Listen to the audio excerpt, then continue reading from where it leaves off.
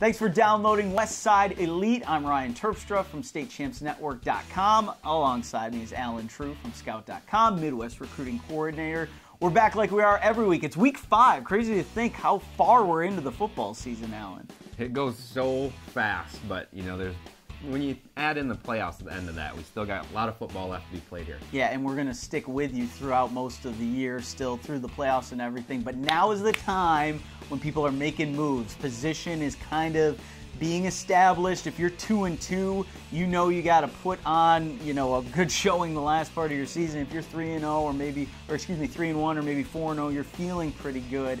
Let's talk about a team that's got to be feeling good. They did not start the season the way they wanted to, this being the Muskegon Big Reds, losing at Detroit Catholic Central, but since then, they've looked great. You and I both were at that game against East Grand Rapids, and what a game that turned out to be. Yeah, and Muskegon really showed their speed and skill talent. I think when we previewed the game, we talked about their big offensive line, and those guys played great, but Khalil Pimpleton, P.P. Copeland, those guys, when you give them a crease, it doesn't take a whole lot to get those guys through there. They are really fast and athletic. I was impressed with them defensively as well. Ja'Cory Sullivan made some big plays. Their linebackers did really well. Andrew Ward, a junior, is a kid I think is going to be pretty highly recruited, so they are strong top to bottom. Yeah. P.P. Copeland, also known as Cameron Copeland, I think that's what the On Muskegon Twitter was saying when he took back the punt. He looked great. 80-yard touchdown run, like you said, down the sideline, also making it happen on special teams. Pimpleton's going to get a lot of the press, and when you score 5 touchdowns and 200 yards on the ground, you deserve to get some press. But those guys can't be forgotten because those other weapons are going to come into play later this year. No doubt. Copeland's a guy who can hurt you in the return game, too. He's one of those kids who you can hand it to him on a jet sweep, you can throw it out to him, you can do a lot of different things with him. That's the way a lot of schools play offense now, too, at the next level, and that's why I think he's got a great chance to be that kind of slot utility guy in college. Now Muskegon moves into the OK Black part of their play. We're definitely going to be keeping an eye on them when they play Mona Shores in a couple weeks. That's going to be a big one, yeah. And credit to East Grand Rapids as well. They struck first. They really kind of survived that first half. Then they came right out and they tied it again in the third quarter. At 3-1, they've got to be feeling good about themselves, and they're going to need to going into the OK White. Yeah, I think so, and that Muskegon game gives them a little bit of a taste of the kind of competition they may see in the playoffs.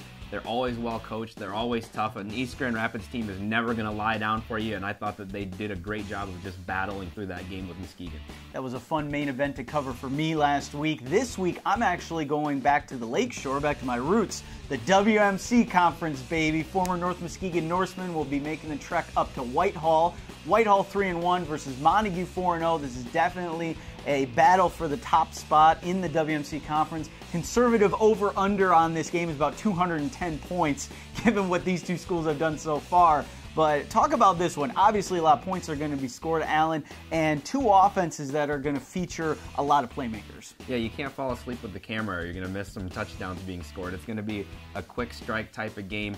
Montague's offense has absolutely been rolling this year. I think they scored 70 points last week or the week before. Their quarterback, Jacob Bookberger, is playing really well. That's a very quarterback-friendly system. Pat Collins does a great job with them. So Whitehall is going to have to get a lot of pressure on him, contain him, not let him get comfortable in the pocket, and that's going to be their key to trying to pull off this game against Montague.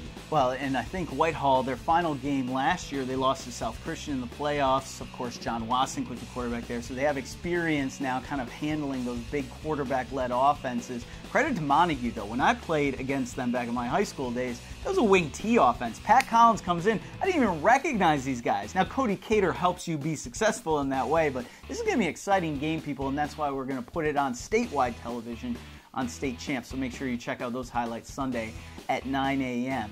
Another team that has had, I guess, maybe a surprising year. They were good last year. Forest Hills Northern.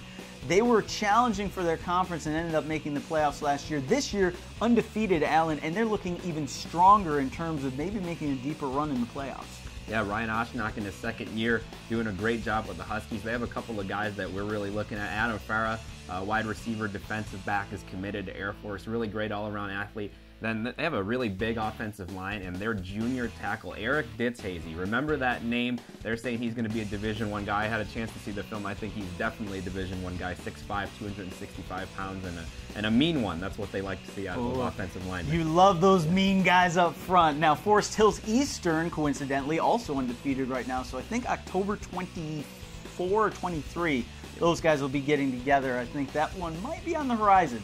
for us to cover. We're going to do a little something now on West Side Elite where we look at some guys that have recently moved on to the college level that are actually showing up and representing the west side of the state of Michigan pretty well. And we start off at Central Michigan University, two guys that played together at Holland High School, and talk about what we're seeing from the Chips, getting a couple of Dutch boys up there, and they're playing pretty good. Yeah, if you saw a few years ago, Corey Willis and Nathan Ricketts helped Holland get back into the playoffs after a little drought. Those guys have carried their play over to the next level. They both start now for the Chippewas. They nearly pulled off a big upset against Syracuse last week, and those two guys were a big part of it. The great thing is both of them had to overcome some things. Corey had an ACL injury, so it's great to see him back on the field and playing well.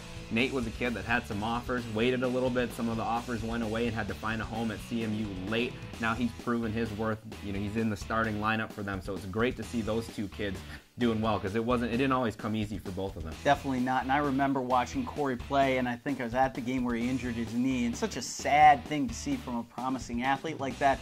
Great to see them both there, and obviously Ricketts, heady player, great linebacker, good leader on that defense. CMU's got to be very happy with him. So, Alan, you're going out of state this weekend. You want to see what's happening around West Michigan and around the state of Michigan. Always head to statechampsnetwork.com. We will be throwing everything on our Twitter. You can follow us at StateChampsNet. Follow me at Terp himself, at Alan True. And always give West Side Elite a download. We'll see you next week, and thanks for tuning in.